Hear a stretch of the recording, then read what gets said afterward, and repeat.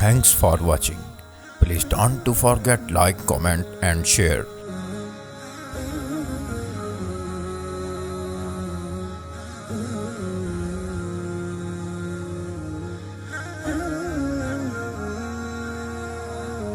Mufti Mubashir Ahmad Rabbani, Islamic scholar.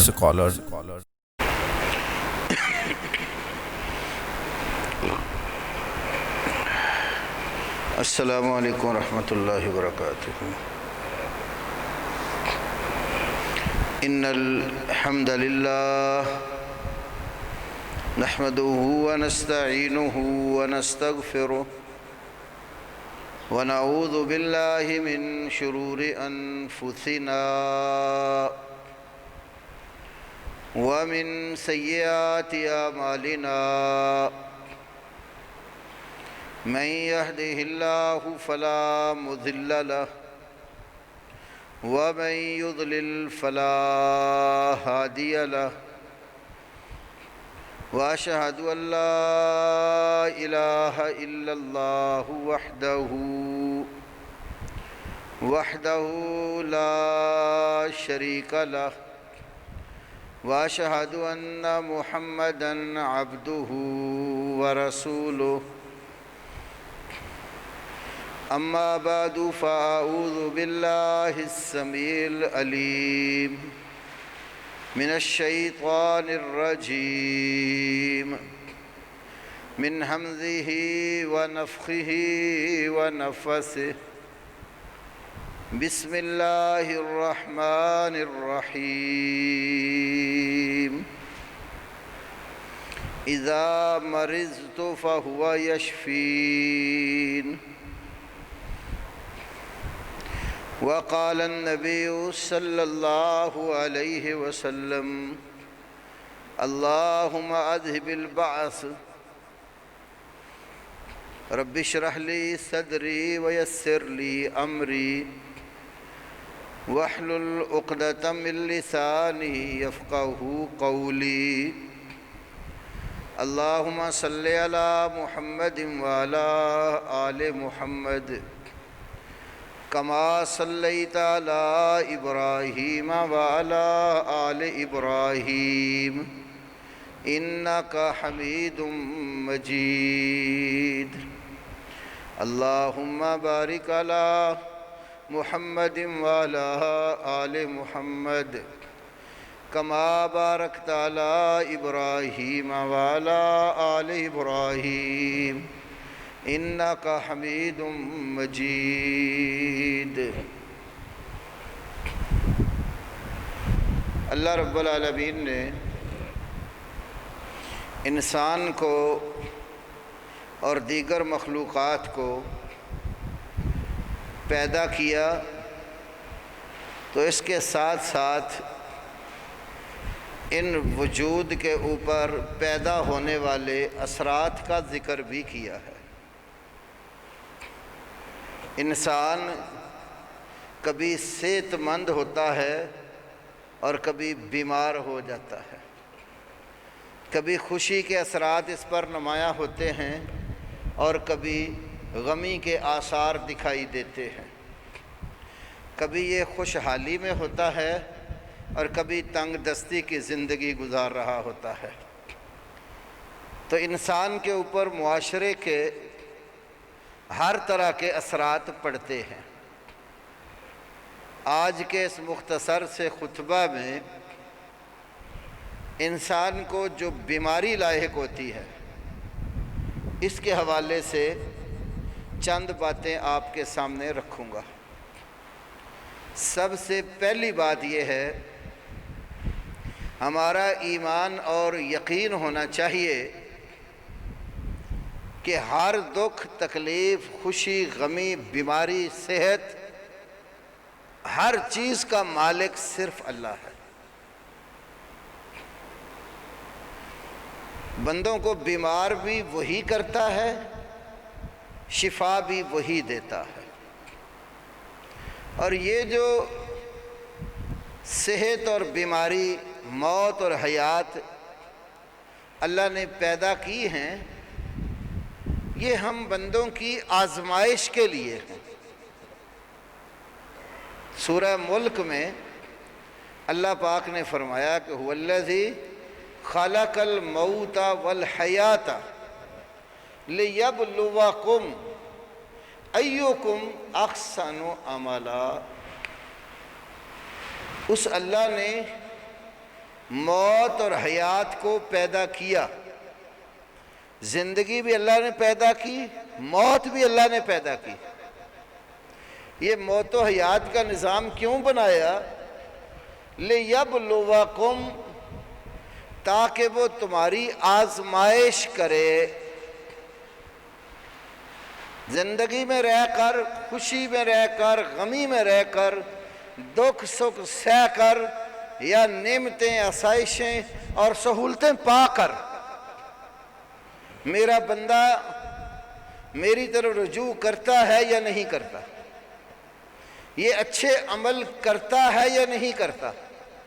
ایکم احسن عملا، کہ تم لوگوں میں سب سے بہتر، حسین، عمدہ عمل کرنے والا کون ہے؟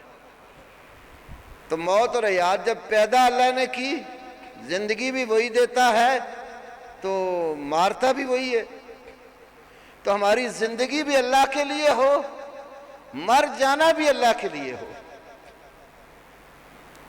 قل ان صلاتی و نسکی و محیای و مماتی للہ رب العالمین۔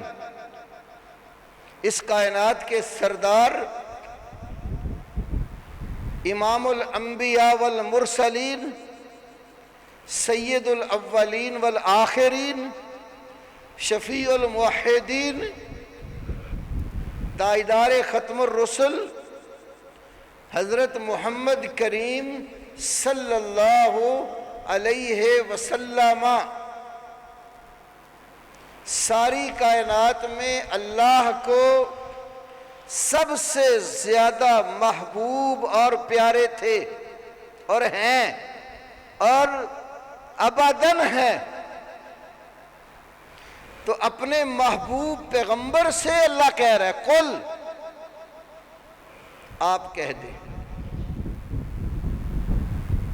محبوب کی ہر چیز اس کے محب کے لیے، اور محب کی ہر چیز اس کے محبوب کے لیے ہوتی ہے۔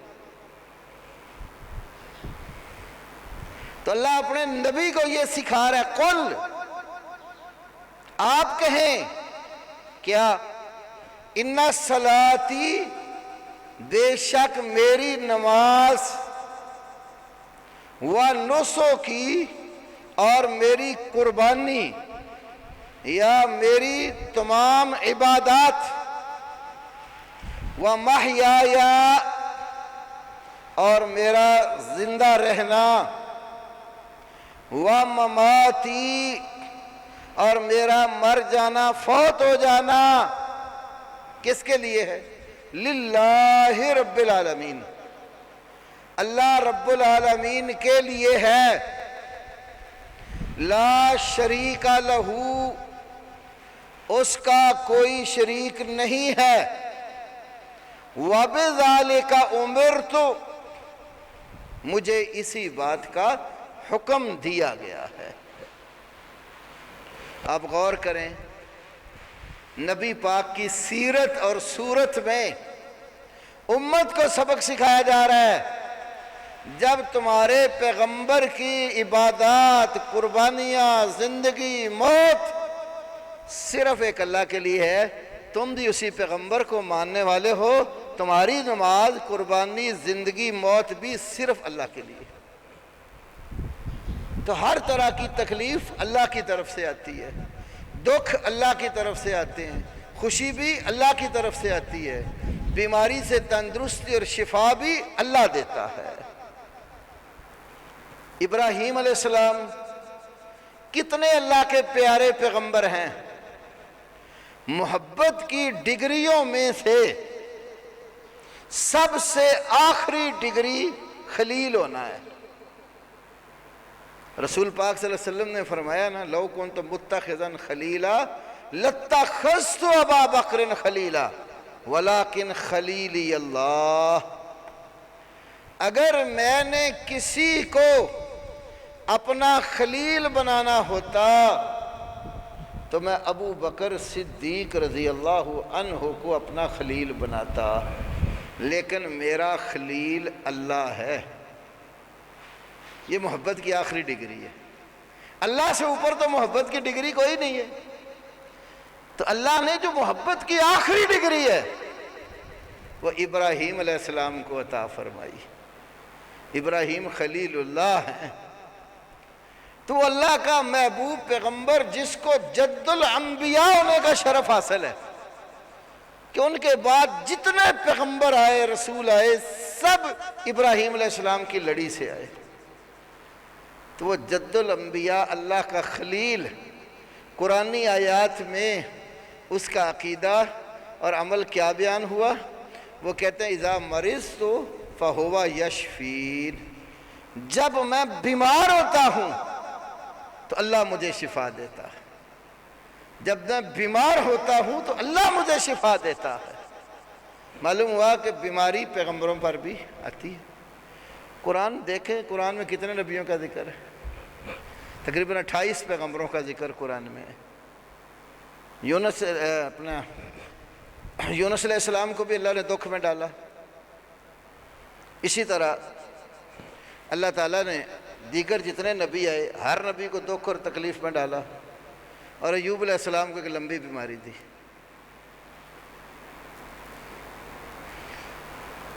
تو ہر نبی کو اللہ نے بیماری میں مبتلا کیا ہے۔ بخار تو آیا ہی آیا ہے۔ آپ صلی اللہ علیہ وسلم بھی دنیا سے جب گئے تھے تو آپ کو بھی بخار تھا۔ یہ مسلمان کے حق میں برا نہیں ہے، گناہگاروں کے گناہ جھڑتے ہیں، نیکوں کے درجات بلند ہوتے ہیں۔ بخار آ جائے نا مسلمان کو تو سمجھو جو گناہگار مسلمان ہے، بخار اور دکھ اور تکلیف آنے سے اللہ بخار کی وجہ سے اس کے گناہ بخشتا ہے، جیسے اس کو بھٹی میں جھونک کر صاف شفاف کیا جاتا ہے۔ لوہا نا کچا خام یا خام سونا خالص کرنے کے لیے کیا کرتے ہیں؟ بھٹی میں ڈالتے ہیں، آگ اچھی طرح تپا کر اس میں لوہا ڈالتے ہیں، سونا ڈالتے ہیں، جتنی میل کچیل اور خام مال ہوتا ہے نا وہ راکھ ہو جاتا ہے، جھاگ بن کے اوپر آ جاتا ہے، خالص چیز نیچے بیٹھ جاتی ہے۔ تو سونا بھٹی میں یا لوہا بھٹی میں کیوں ڈالا جاتا ہے؟ کہ وہ میل کچیل سے صاف ہو کر خالص بن جائے۔ تو ایمان والے کو اللہ بخار میں مبتلا کر کے، بیماری میں مبتلا کر کے، اس کو گناہوں سے صاف کر کے خالص کندن بناتا۔ جو نیک لوگ ہوتے ہیں جن کے ذمہ گناہ نہیں ہے، پیغمبر ہیں جیسے، اللہ پاک ان کے اس کی وجہ سے درجے اونچے کرتا ہے۔ تو ابراہیم علیہ السلام نے عقیدہ کیا دیا؟ جب بیمار ہو جائیں تو شفا اللہ دیتا ہے۔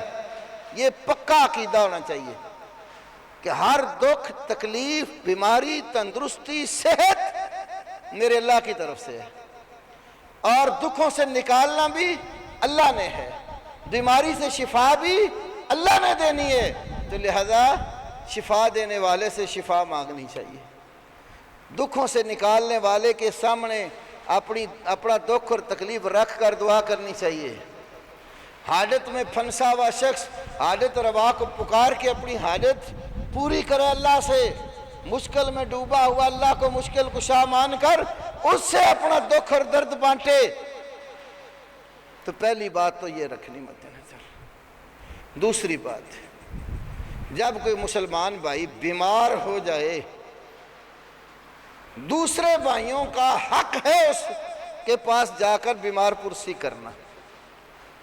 رسول اللہ صلی اللہ علیہ وسلم نے فرمایا، مشہور حدیث ہے کہ مسلمان کے مسلمان پر 6 حق ہے، یہ معروف جو حقوق ہیں ان میں سے ایک یہ ہے کہ اذا مرض فعدہ، جب بیمار ہو جائے تو اس کی بیمار پرسی کرو۔ بیمار کے پاس جا کر کیا کہنا ہے؟ ہمیں دعائیں بھی آنی چاہیے. لا بأس طہور انشاء اللہ. یہ تو چھوٹی سی دعا ہے نا، ہر بندے کو آتی ہے. جب بھی بیمار بھائی کے پاس جاؤ، بہن ہے، دیگر رشتہ دار ہیں، بیمار کی بیمار پرسی کرنے جاؤ تو کیا کہنا ہے؟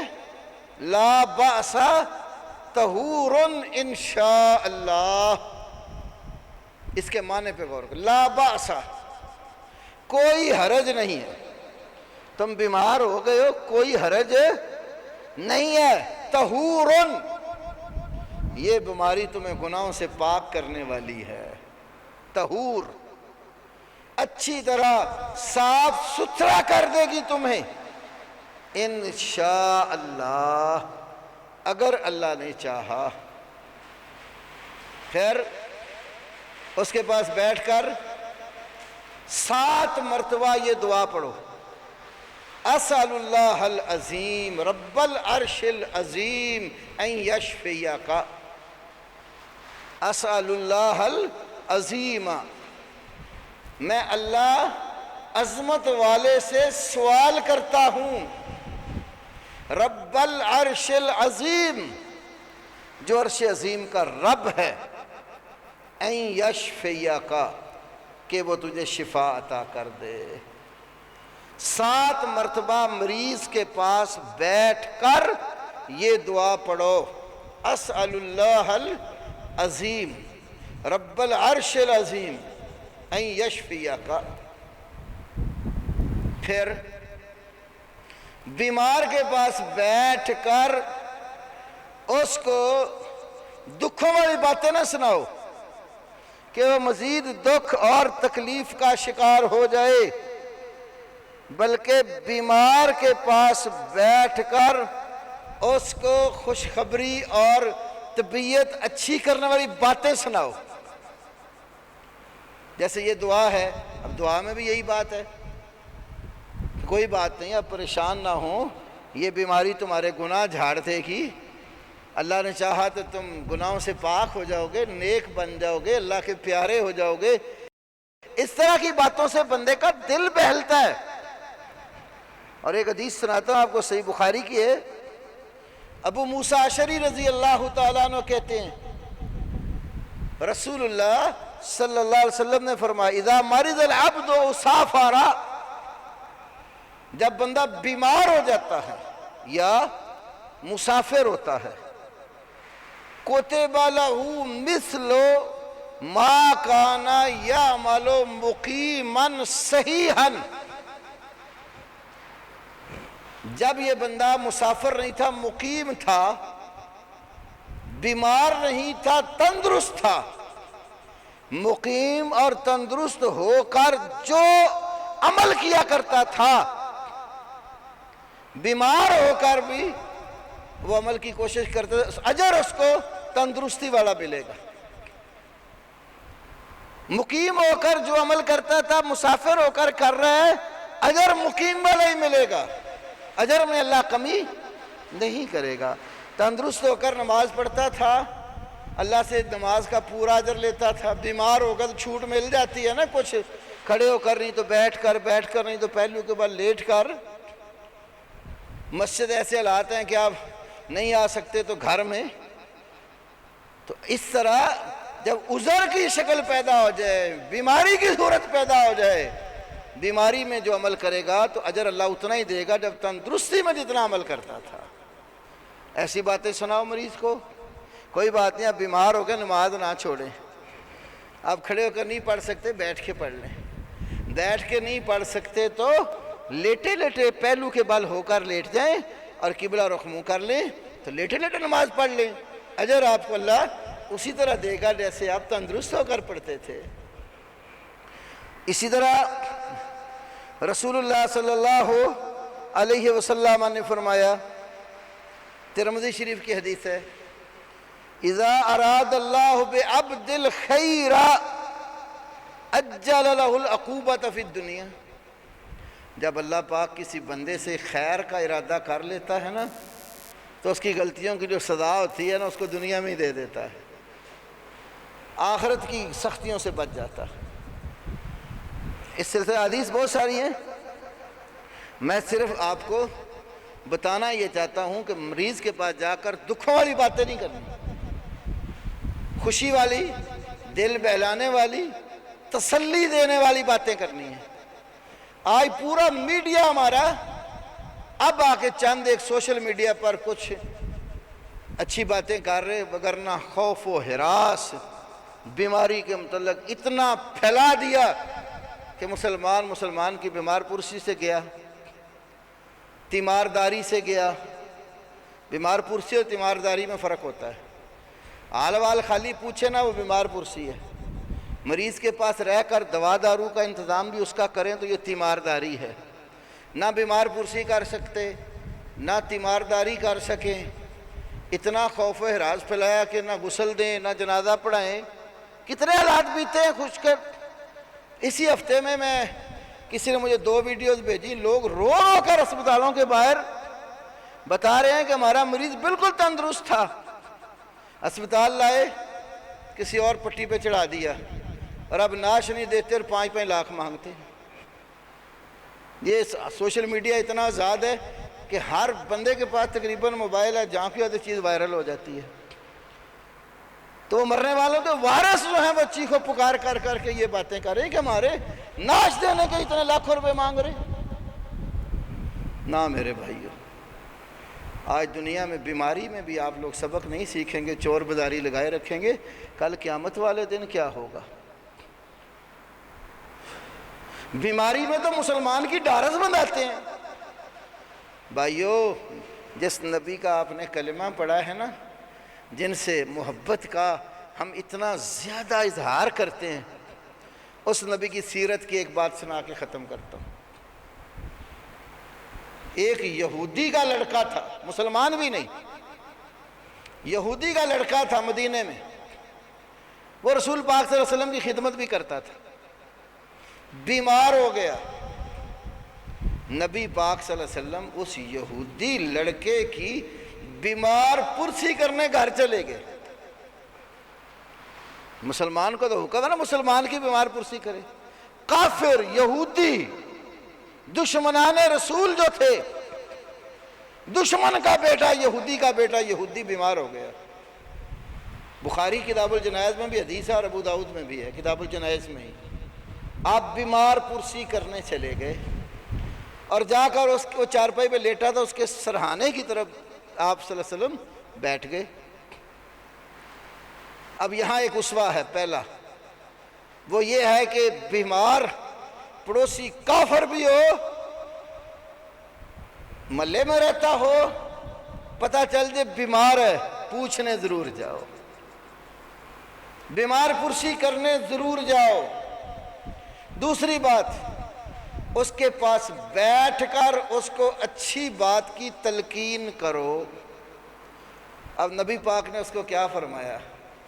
کلمہ پڑھ لے، مسلمان ہو جا، سلامتی پا جائے گا۔ اسلم تسلم، مسلمان بن جا، سلامتی پا جائے گا۔ اب وہ یہودی تھا، باپ بھی یہودی تھا، اپنے باپ کی طرف دیکھنے لگ گیا کہ محمد صلی اللہ علیہ وسلم مجھے کلمہ پڑھنے کا کہہ رہے ہیں، میں بھی یہودی، باپ بھی یہودی، میرا باپ کیا کہے گا اگر میں نے بات مان لی تو؟ باپ کی طرف دیکھا، باپ نے تھوڑا سا عقل مندی سے کام لیا۔ اس نے کیا کہا؟ رسول پاک صلی اللہ علیہ وسلم کی کنیت تھی نا ابو القاسم، تو کہتا ہے اتے ابو القاسم صلی اللہ علیہ وسلم۔ نبی پاک کا نام آئے، کنیت آئے، صدقے دل سے درود پڑھا کرو۔ جو نہیں پڑھتا وہ بخیل شمار ہوتا ہے، انکار کرتا ہے تو لعنتی شمار ہوتا ہے۔ تو ابو القاسم صلی اللہ علیہ وسلم کی اطاعت کر۔ یہودی کا لڑکے کا باپ کہتا ہے کہ ابو القاسم یعنی محمد صلی اللہ علیہ وسلم کی بات مان جا۔ اس نے کلمہ پڑھا، مسلمان ہو گئے۔ اللہ کے نبی کو بہت خوشی ہوئی، آپ نے خوش ہوتے ہوئے اللہ کا شکر کیا اور کیا کہا؟ الحمد للہ الذی انقذہ من النار، شکر ہے اللہ کا جس نے اس لڑکے کو جہنم کی آگ سے بچا لیا۔ اور ابو داؤد کے الفاظ ہیں الحمدللہ الذی انقذہ بی من النار، شکر ہے اللہ کا جس نے میری وجہ سے اس لڑکے کو جہنم کی آگ سے بچا لیا۔ تو بیمار کی بیمار پرسی کرو، اچھے کلمات اس کے پاس کہو، اگر وہ غیر مسلم ہے، پڑوسی ہے، بیمار پرسی کرنے جاؤ۔ مثلا ہمارے یہاں عیسائی رہتے ہیں مثال کے طور پہ، اور سندھ میں ہندو آباد ہیں بہت جگہوں پر، تو آپ کا پڑوسی یا قریب والا یا گھر میں کام کاج کرنے والے بھی تو آتے ہیں نا۔ عیسائی عورتیں گھروں میں کئی کام کرتی ہیں، بیمار ہو جاتی ہیں، ایز اے مسلم آپ کا فریضہ ہے آپ جا کر بیمار پرسی کریں۔ نزا کے عالم میں دیکھتے ہو تو اسلام کی دعوت، کلمے کی دعوت دو، تلقین کرو۔ آپ کی وجہ سے ہو سکتا ہے وہ کلمہ پڑھ کے مسلمان ہو جائے، جہنم سے بچ جائے۔ وہ ایک شخص جو آپ کے ہاتھ پر کلمہ پڑھ گیا، بخاری کی حدیث ہے، نبی پاک صلی اللہ علیہ وسلم نے سیدنا علی رضی اللہ تعالیٰ عنہ سے کہا تھا تیرے ہاتھ پر ایک بھی مسلمان ہوگا تو 100 سرخ اونٹوں سے بھی بہتر ہے۔ اس زمانے میں جس طرح مرسیڈیز گاڑیاں ہیں نا بڑی قیمتی، سب سے قیمتی سواری سرخ اونٹ سمجھے جاتے تھے عربوں میں۔ سمجھو 100 مرسیڈیز آپ کی ایک طرف ہوں، آپ کے ہاتھ پر ایک بندہ کلمہ پڑھ کے مسلمان ہوتا ہے، وہ گاڑیاں کچھ بھی نہیں اس کے مقابلے میں۔ اچھی بات، تلقین، یہ حقوق ہیں، ان کا خیال کرنا ضروری ہے۔ اللہ پاک ہمیں سب بیماروں کو شفائے کاملہ عاجلہ نصیب کرے، بیماروں کی بیمار پرسی کرنے کی توفیق عطا کرے، غریبوں کے دکھ درد میں اللہ ہمیں شراکت کی توفیق دے۔ وآخر دعوانا الحمدللہ۔